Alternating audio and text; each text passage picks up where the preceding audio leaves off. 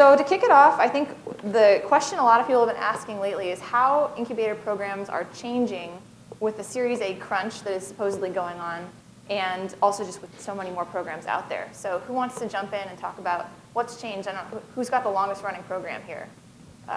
Is it you, Garry? Okay, so what's changed? Yeah. Sorry, I didn't. So Y Combinator's been around for 8 years, right? Yes, that's right. Okay.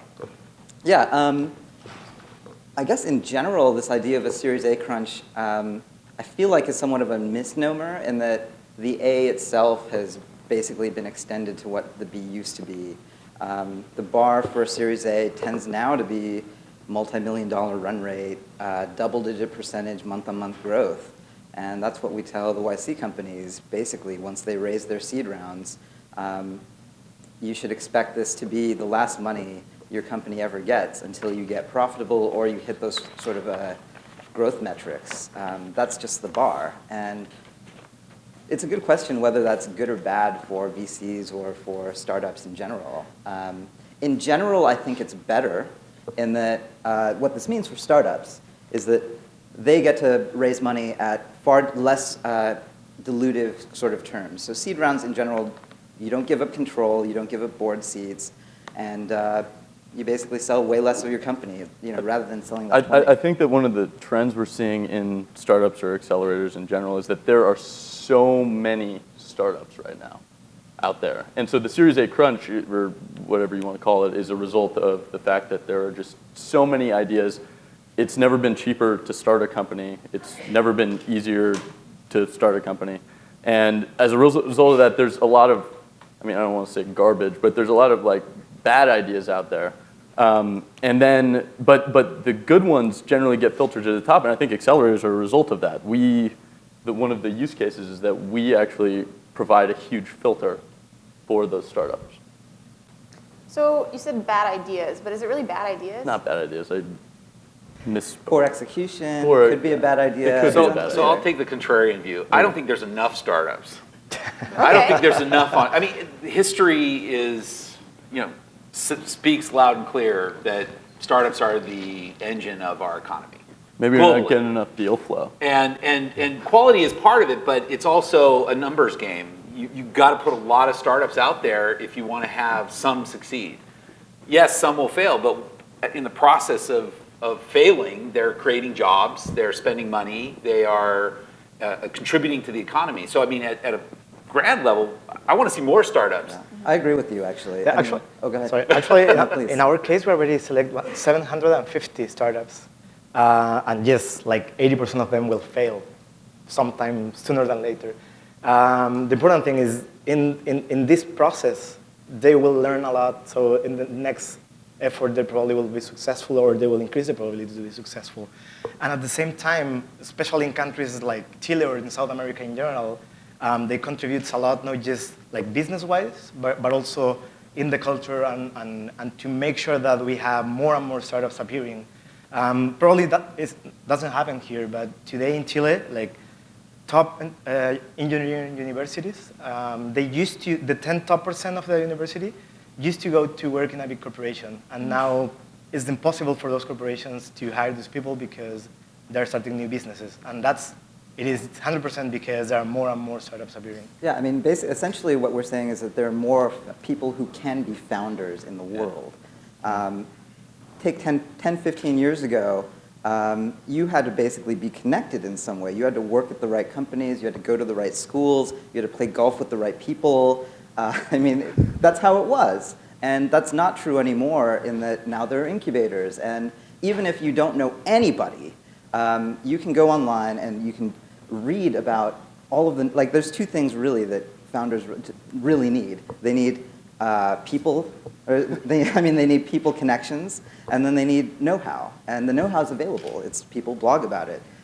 This video, if you're watching this online, that's going to be it, right? Yeah. And then, go ahead. I was going to say, I'm not worried about the Series A crunch. I'm worried about the education crunch. Right.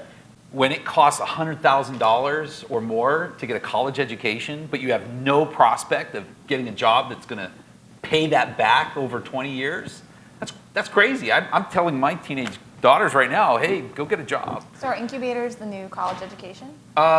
I don't know if that's the right way to think about it, but it's certainly an alternative. They're complementary. Yeah. Do you So I'm think not that- saying don't go to college. I'm not one of those folks. Yeah, college is awesome. Yeah.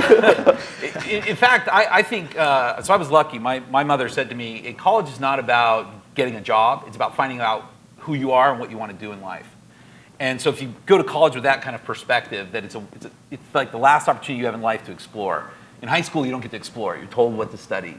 And then if you get a job and you have a house and car, you're kind of locked into that financial reality. But at college, you've got some freedom. But when it costs $100,000 to get that education, It's not that free. it's not that free. It's super expensive. So do you guys think that there could be too many incubator programs? There's some discussion out in the world about an incubator bubble. Do you believe that's legit at this point? I think that the more incubator programs there are, the merrier. I think as George was saying, just more entrepreneurs out there who need guidance, who need coaching, who need mentorship. I think it's fantastic. I think it likens. Yeah, I mean, I just think it's really, really great what's happening.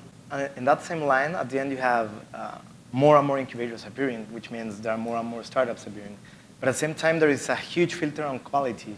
Then good accelerators or incubators will have good startups. Then economically, there will be an equilibrium in long term where bad incubators will disappear because they are not profitable at all and they need to be. So, But along the way, they'll chew up a bunch of good founding teams, which is what I worry about, really. I think there may be too many incubators, too many bad incubators. Like, there could never be too many good incubators. So that's incubators run by people who have run companies before. They're hackers, they're designers, they're hustlers. They've done it, and they actually can help. Whereas there are lots of people who say, I was a VP at some place, and I know about business, so I can help these college kids, and they don't help. And they kind of basically destroy these companies by not focusing on the things that really matter, and that's a real danger, actually. Yeah, and exactly that, for me, is the second important point on incubator is today it's not about the money, because it's pretty easy to get the money now, just here, almost everywhere,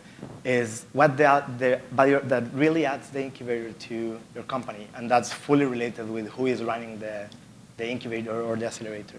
Yeah, I agree. I think a lot of accelerator programs, or the people who are running them, are accepting people thinking that they can take a big piece of the companies at a 50%. discounted price. It's ridiculous. Yeah, 10 to 15%, without adding that 10 to 15% of value. So as long as I think the people running it are adding that amount of value, I think the more the merrier. And I think something Horacio just said, it's not about the money. I mean, our average investment is $50,000, but we have over 500 startups, and so we have this huge community and pool of founders and mentors and people who want to help these startups. So whenever we invest in a company, we send them a welcome email, and it says, welcome to the 500 family. And we really believe we're building a community. We're not building an incubator.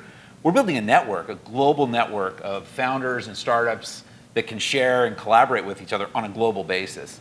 And to the point, Danielle's a YC graduate, and we invested in one of your companies as well. And there's that synergy, and that's what we're really building, is that community.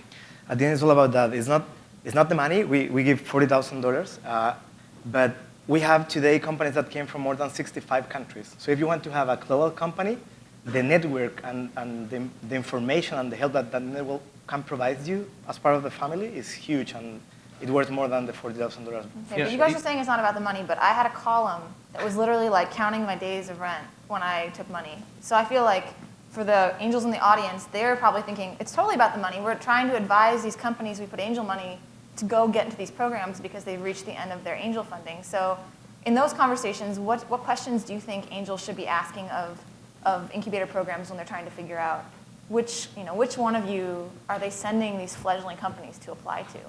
Because it is about the money, right? And they want to make sure they're helping these guys get to be more successful. Yeah, I mean, what I always advise companies, well, obviously I'm pitching them Boost all the time, but what I always advise companies is to look at angels, look at the network that is created by what network does that accelerator have?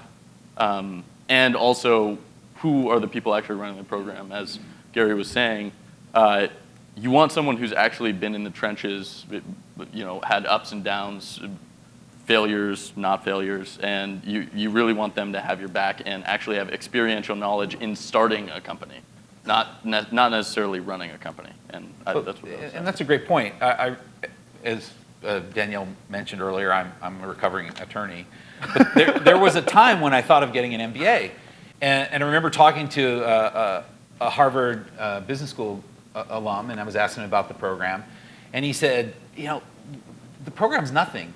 It's not about what you learn. It's the network, the alumni network that alone is worth $100,000. Go to Harvard to get that network, or Stanford, or whatever school it is.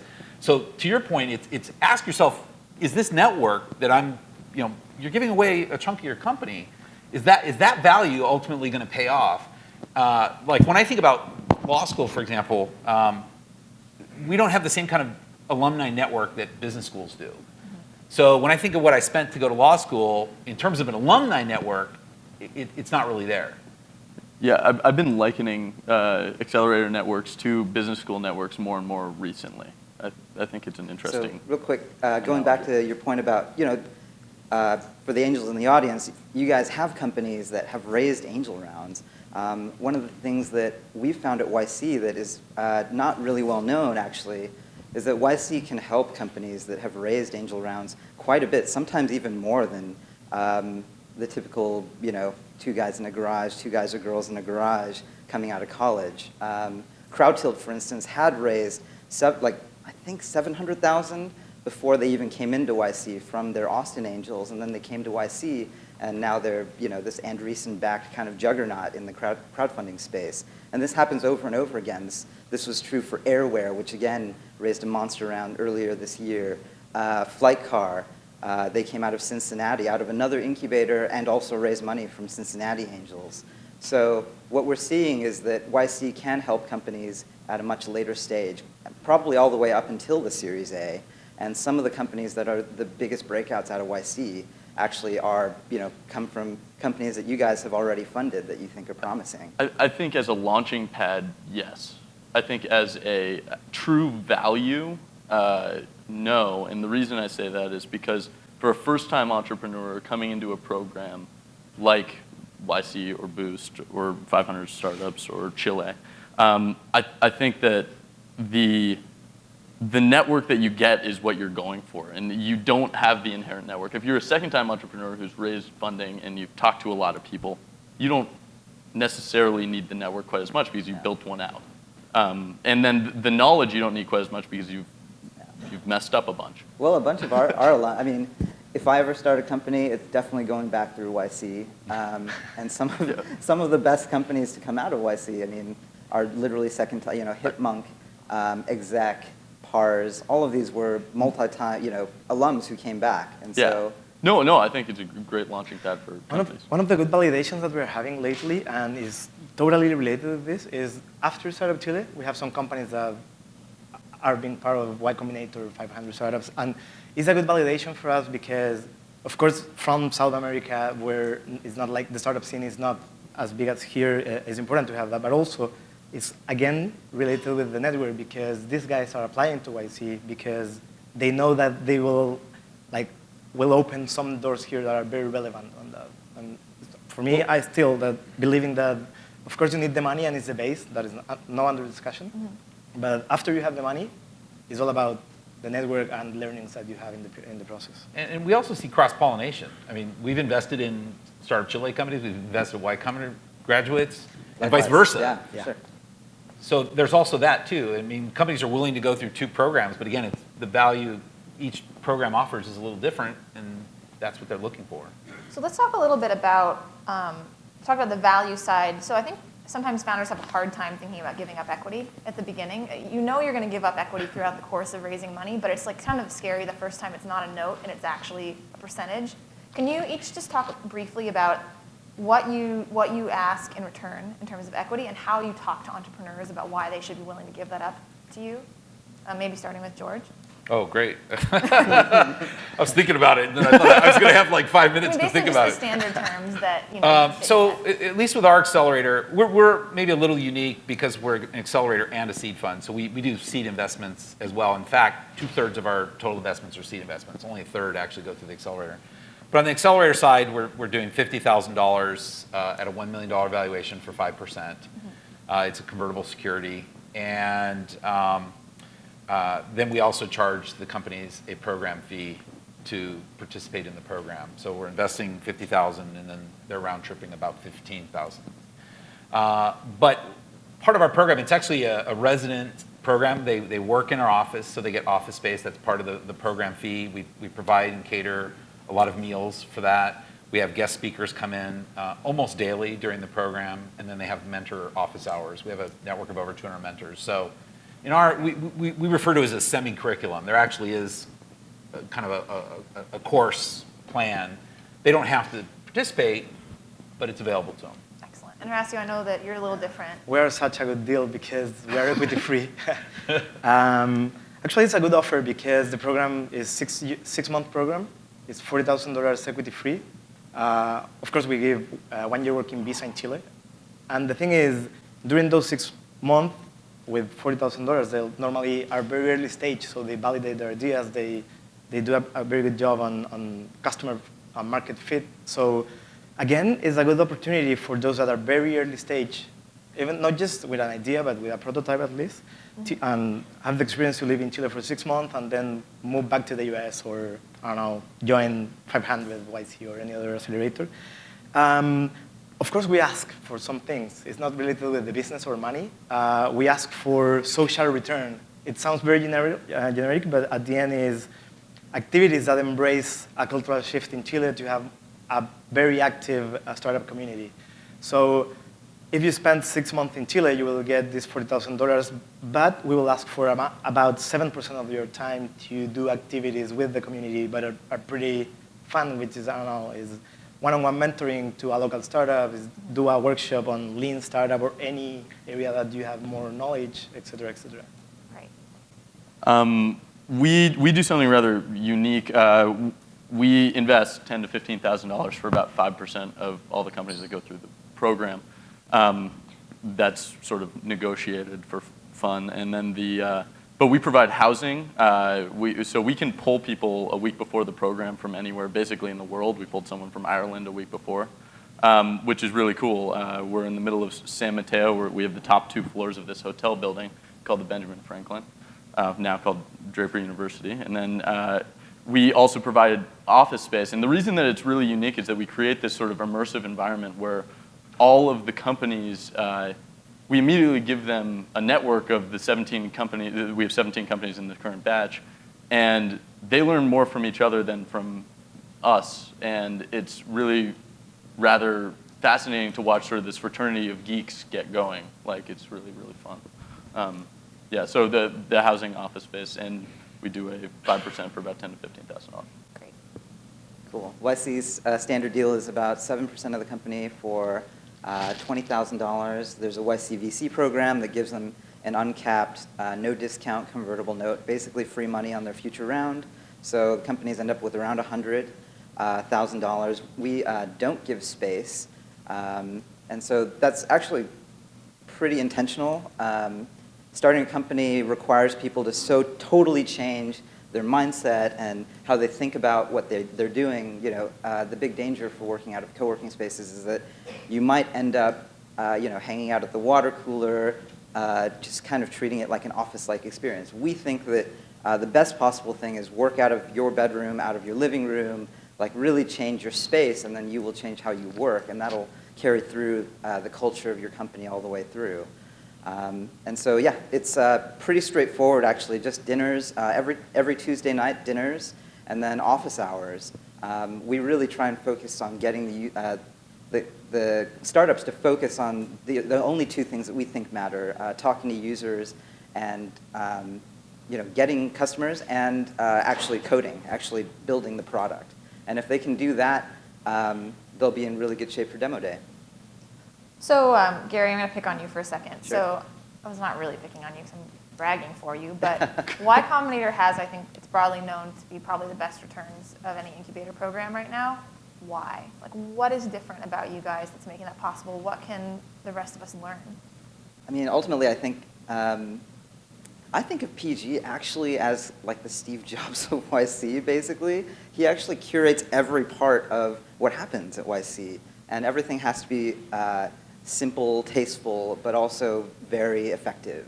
And you can read it, like when you read his essays, it comes across in his communication style. And actually what I've seen over the past 2 years of working at YC is that that kind of trickles down to every part of it. So the dinners, the events, I mean, everything about it needs to be just high bandwidth, no bullshit.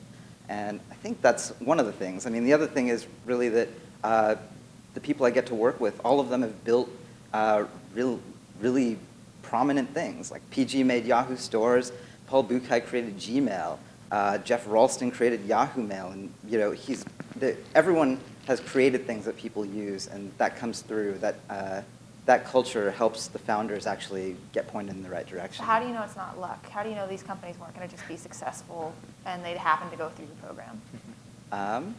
Well, it's a good question. I'm not sure yet.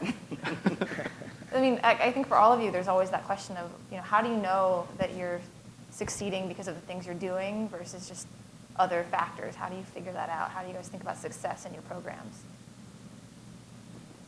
For Boost, we're still young. We're only a year old. So, and it drives me nuts that a lot of people use the figure of like how much money is raised as the degree of success, because a lot of companies raise who don't deserve it. It's sort of like the long-term value. And so it's early for Boost to be able to realize that long-term value. But what I see is, what I see as success is sort of showing that Boost has provided the network that all of these companies, uses the network that we had provided and given and coached into them in after the program. And so it's sort of the give back that I pride as success right now. Mm-hmm. Obviously, financial returns will be, but it's too early right now. Okay. In our case, we're talking about this. The one good step is to raise money afterwards. Of course, it's not a final objective, but it is a very good signal for the future. And at the very beginning, one of the things that we look the most is really identify problems that exist and find a real solution for that. Because on this boom of startups appearing, at least in Latin America, there is a huge number of projects that are not really solving problems that people have. So I think have these kind of companies that are really solving problems or identifying future problems is one of the most important things. And in terms of results, we today are principally measuring business-wise is money raised, revenues, and expansion, so meaning how many countries they are working on. As we have this cultural side, we also measure, we have a lot of KPIs behind the cultural change that is happening in Chile. So we have about 10 minutes for Q&A. George, if you want to jump in, I'm sure someone can set you up really well. Oh, well, I was just going to follow on that it really comes down to how you define success. So as a venture capitalist, I have to say we have investors, and so success is measured by exits, returns. However, our model's a little different. We're not necessarily looking for home runs. We're looking for lots of singles and doubles. You can have a $10, $20 million exit. That's a great result for us when we put in $50,000, and it's a great result for the entrepreneur and for the team. It doesn't have to be $1 billion exit. If I take my VC hat off and I just put the George Kellerman hat on, I say, make a difference. That's success. We live in a capitalist society, and when we're measuring it by how much you raised, well, if you didn't make a difference and it didn't matter, who cares how much you raised if the company flames out and you just left a barren, scorched earth. So more at a personal level, and it kind of goes with the Startup Chile mentality. It's like, have a social impact. Do something that is meaningful, not just for you, but for your employees, for your investors, for society. Change the world. Make a difference, yeah. I guess real quick, I didn't really answer go the for question. Go for it. I just kind of If I really think about it with YC, the really astonishing thing at this point is that the bar is basically trying to create more Airbnb and Dropboxes, which is actually a really high bar, and hopefully we can do that. Great. Well, we have about 10 minutes for questions. If you could speak your question to the mic, and then I'll repeat it back for the audience, that would be great. You made a great comment earlier. You made the comment it's not about money. And then you made the comment of running a company, and having run companies myself for years. That cash flow thing that sits over your head when they say cash is king every day is a big problem. And then if you look at from an angel investor perspective, and I'm looking at investing in startup companies, I'm trying to make a determination not just about passion, but about the long-term risk. And ultimately today, 5 or 6 years ago, you could say, well, you know, you're going to invest in 10 companies and 9 of them are going to fail and one of them's going to make a lot of money. And, you know, the 90% failure rate of VC-backed companies is a pretty big problem. If someone starts a company in their garage, they fail at 65% in 2 years. But a franchise who is not a very good businessman and usually doesn't have a lot of money fails at 35%. The difference is they don't make stupid fundamental mistakes. So the question that I have about accelerators and what you guys do, and what's encouraging to me is I'm hearing a lot of this anyway, is you have to lower the long-term risk profile of that company. You have to increase their viability. So it does become not about money. Sorry, It what becomes is the about question? We're gonna extending run the out of time. value of the money you have. What is the How do you question? do that to help an angel investor? I mean, I think, you know, we talked about networks earlier. I mean, going through Y Combinator, when we needed to figure out how do we fundraise, we got to talk to James Lindenbaum. Actually, if we had server problems, we got to talk to James Lindenbaum, who created Heroku. I mean, these guys are experts in their field. And like now YC has about 1,100 people who are alums in this network. And we're all kind of duty and honor bound to basically reply when any founder who's ever been through the program emails us, because that was what was given to us when we went through the program. And so I actually think that people fundamentally want to help each other, and it's just that founders haven't had sort of like a guild of that sort to be able to help each other in that way. And now out of That's a all of great these companies. guild concept. Yeah. There's a lot of positive connotations. I like that term. So now that exists, and Yeah. you know, every incubator, you know, up here has something like that. Actually, it's very short. In our case, we have like four different pillars. The first one is we leverage a lot on the network. We believe that cross-pollination is very relevant for their future. Secondly, and is quite related, we do workshops every week internally. So it's like full 45 minutes focus on very tactic things. So you go back to your computer and you change something on your marketing plan, on whatever you are doing right now. The third is mentors. It's very, very relevant. We were a step behind for a while, and now we recover because we're using dashboard.io and helps a lot. And fourth is connections. It's related with networks, but it's more like specifically with your next steps in terms of funding or your next step in terms of business in general.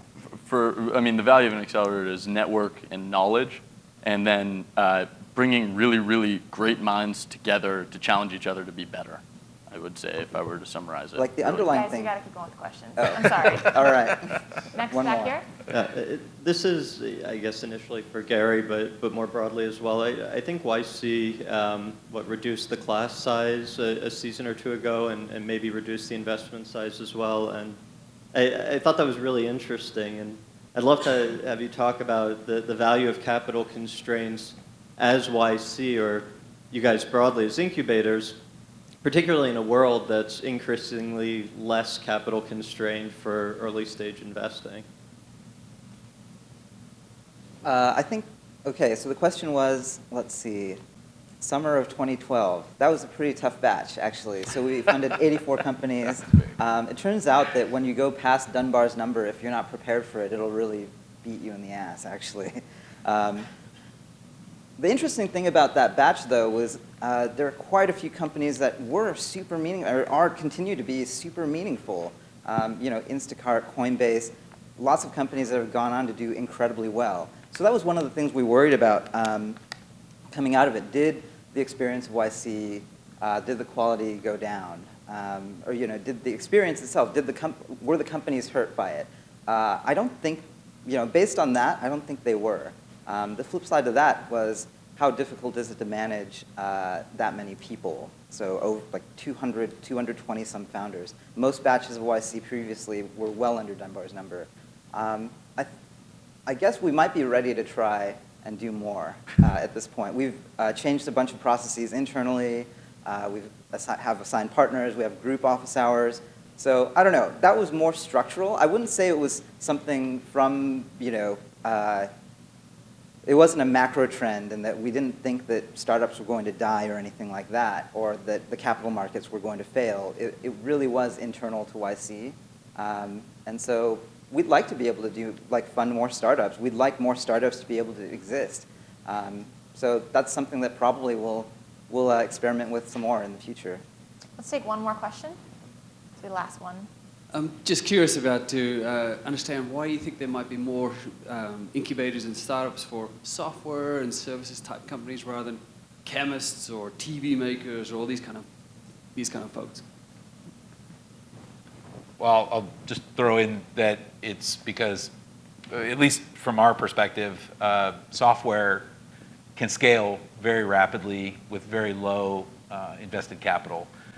In a lot of the hardware and physical sciences, the research and development phase may be years, whereas when you look at some of the companies that have gone through Y Combinator, like Airbnb and Dropbox, within the same period of time that a physical product or physical science product would take, they're already billion-dollar companies.